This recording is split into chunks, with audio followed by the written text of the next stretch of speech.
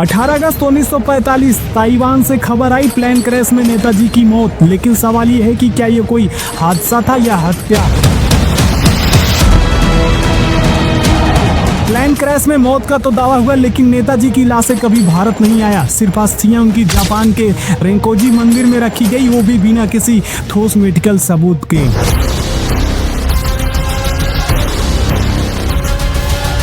गांधी जी के रास्ते से अलग चलने वाले नेता, जिनका विजन हो आजादी हथियार से मिलेगी भीख से नहीं, जिनकी ताकत आजाद हिंद फौज हो, अगर वही जिंदा लौट आते तो दिल्ली की सत्ता किसके हाथ में जाती।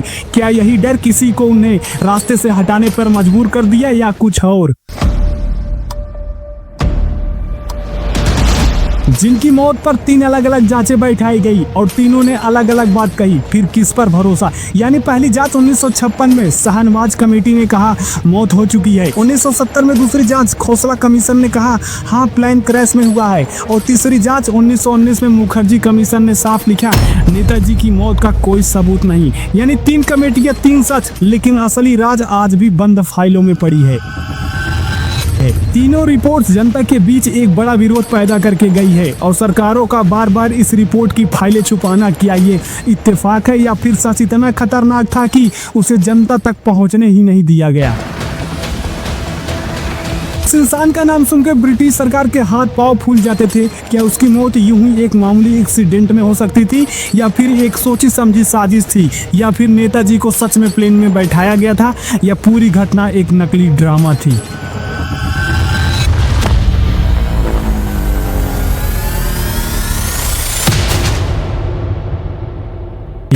अगस्त 1945 दूसरी दुनिया की लड़ाई लगभग खत्म हो चुकी थी। जापान हार मान चुका था, पूरा एशिया अफरा तफरी में था। ऐसे में नेताजी सुभाष चंद्र बोस, जो अंग्रेजों के खिलाफ आजादी की लड़ाई को एक अलग रास्ते से यानी हथियार और अंतरराष्ट्रीय गठजोड़ के जरिए लड़ रहे थे, जिसके लिए वो सिंगापुर कुछ अपने साथियों के साथ गए थे। साथियों के साथ सिंगापुर से कुछ दिन के बाद निकल पड़े।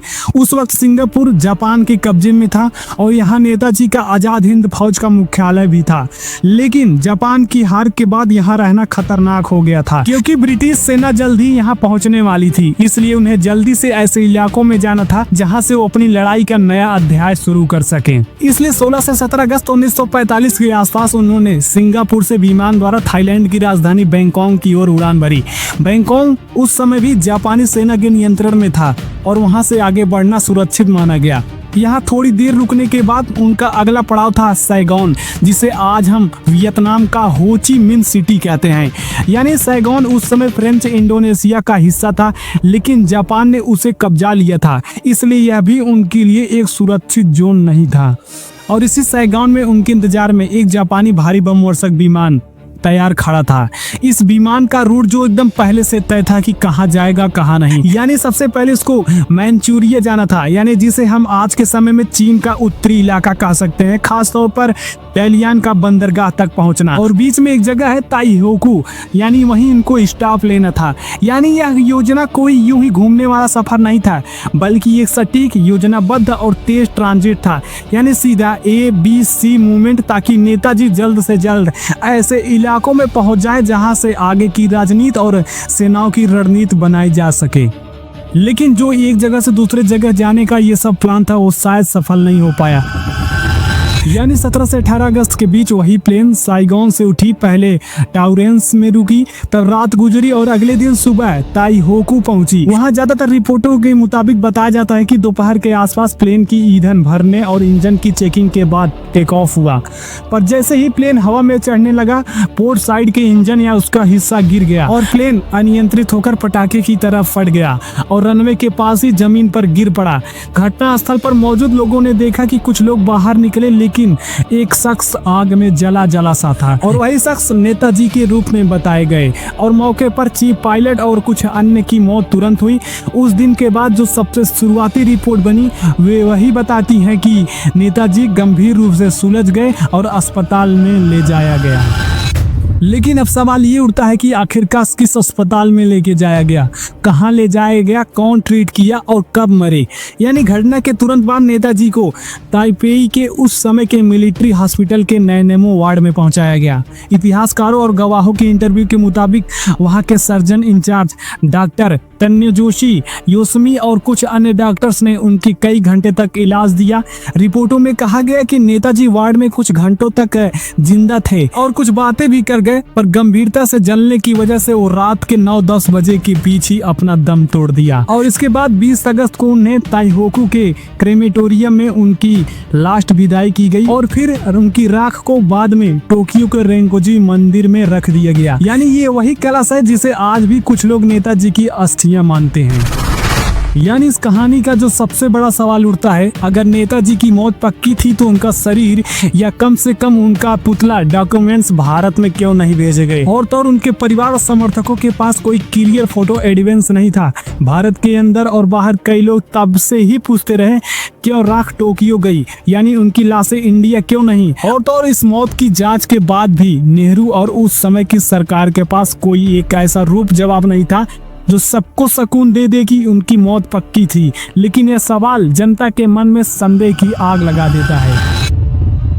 यानी इनकी मौत की 3 बड़े जांचें क्या कहती हैं। यानी यहाँ पर हम सीधे सीधे 3 बड़ी सरकारी जांचों का नाम और उनका निष्कर्ष लेते हैं। पहले 1956 में बनी शहनवाज खास समिति। इस जांच ने कहा कि दुर्घटना हुई और नेताजी वहीं मर गए।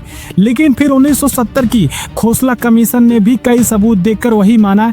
यानी पहली 2 औपचारिक जांचें ने प्लेन क्रैश की थ्योरी के समर्थन दिया, पर तीसरी बार जब 1999 में मुखर्जी कमीशन जस्टिस यानी मनोज कुमार मुखर्जी की जांच पर बनी और 2005-06 में अपनी रिपोर्ट दी, उसने कहा कि उपलब्ध दस्तावेज और गवाहियों से प्लेन क्रैश की कहानी और उनकी पुतला नहीं साबित हुई। यानी यहाँ पर सारी बातें उलझ कर रह गई और सरकार ने मुखर्जी नगर की रिपोर्ट को लेकर स्वीकार नहीं किया।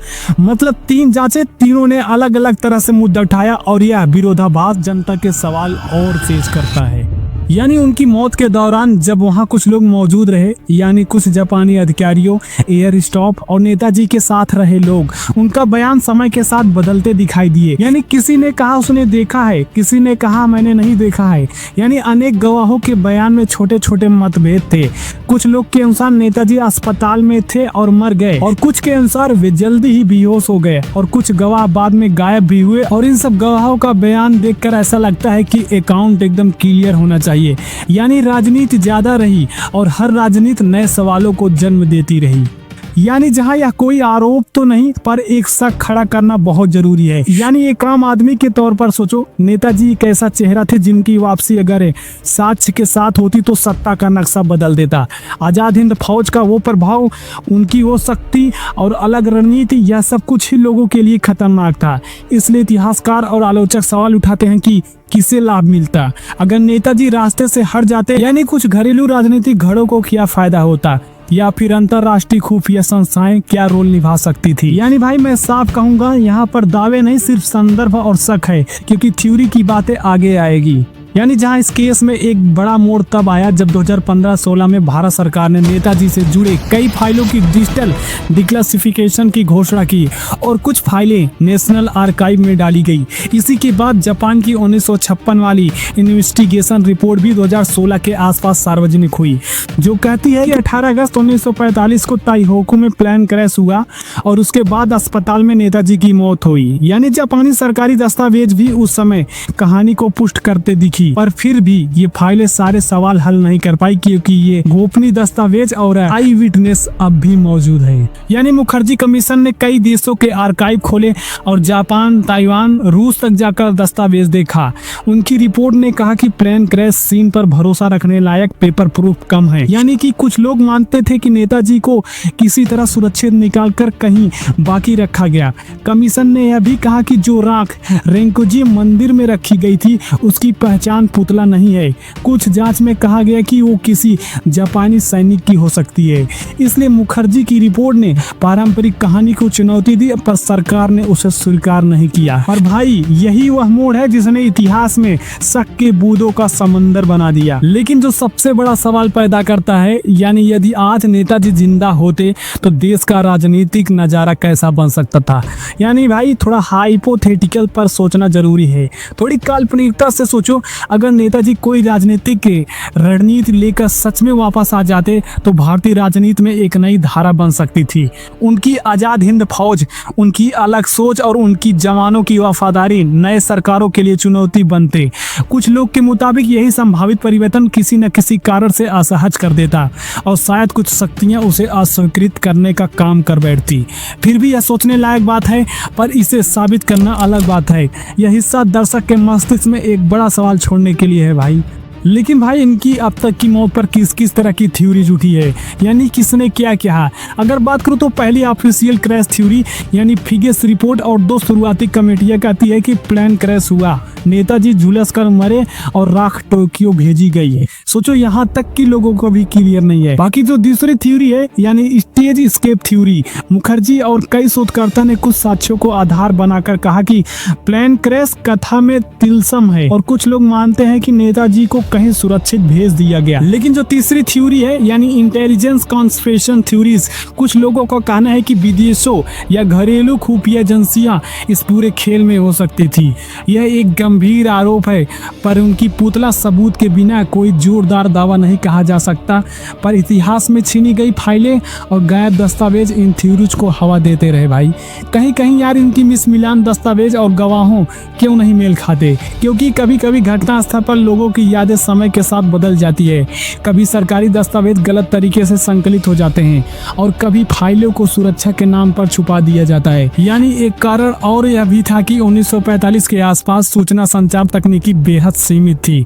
फोटो प्रूफ, मेडिकल रिपोर्ट्स और सीरियल नंबर वाले रिकॉर्ड्स आज की तरह नहीं मिलते, इसलिए कई बातें छुपी थी या अस्पष्ट रह गई। लेकिन सवाल ये उठता है कि आखिरकार आज की फाइलें क्या कहती है। यानी 2015 में प्रधानमंत्री के फैसले के बाद कुछ नेताजी की फाइलें सार्वजनिक हुई और 2016 में जापानी 1956 रिपोर्ट भी सार्वजनिक हुई। ये खुले दस्तावेज कुछ हद तक तो पुरानी परंपरागत कहानी का समर्थन करते दिखे, पर इतना सब कुछ होने के बाद भी मुखर्जी की 99 और 2005 के बीच की जांच बातें और आई विटनेस आज भी मौजूद है। यानी कि फाइलें खुलने के बाद भी आखिरी सच पर सहमति नहीं बन पा रही है। सोचो, अब दर्शक से सवाल है, क्या हम फैसला कर सकते हैं? यानी मैं तुमसे सीधा पूछना चाहूंगा, क्या हम सिर्फ एक रिपोर्ट पढ़कर मान लें कि सब साफ हो गया, या हमें उन जगहों पर जाकर दस्तावेज और गवाहों के बयानों के छोटे छोटे विरोधों को भी गंभीरता से लेना चाहिए? यानी इतिहास में जो बड़ा प्रश्न बचा रहे उसका हल अक्सर सरकार कमीशन के पेपर से नहीं बल्कि सबूतों, खुली बहस और पारदर्शिता से होता है। यानी अगर इसके हम अंतिम निष्कर्ष पर जाऊं तो यार मेरा निष्कर्ष यही है कि आज हमें दो ही काम करने हैं। एक, शांत मन से उन दस्तावेजों को पढ़ना और समझना जो खुले हैं, और दो, जिन जगहों पर सवाल बने हुए हैं उन पर और दबाव डालना ताकि इतिहास खुलकर बोले। अगर नेताजी सचमुच वही इंसान थे जिनके नाम पर करोड़ों लोग उठे तो उनकी मौत का सच हमें भी पूरा पता होना चाहिए, न कि आधा अधूरा किस्सा जो पीढ़ियों को बांटता रहे। नीचे कमेंट में लिखो यार तुम्हारा क्या मानना है, तुम्हारे हिसाब से कौन सी थ्योरी सबसे मजबूत लगती है। अगर तुम्हें वीडियो ने नया सवाल दिया तो लाइक कर दो यार और शेयर कर दो, क्योंकि सच की खोज तभी होगी जब सब मिलकर पूछेंगे। बाकी भाई आप समझदार खुद हो, और हाँ कमेंट में अपना ओपिनियन जरूर देना कि क्या ये कोई सच में नेताजी की मौत हुई थी प्लेन क्रैश से, या ये पॉलिटिकल हत्या थी। बाकी भाई अब तक में वीडियो बने रहने के लिए बहुत बहुत धन्यवाद, और वीडियो अच्छी लगी हो तो लाइक कर देना। मिलते हैं फिर से नेक्स्ट वीडियो में, तब तक के लिए आप सबको धन्यवाद।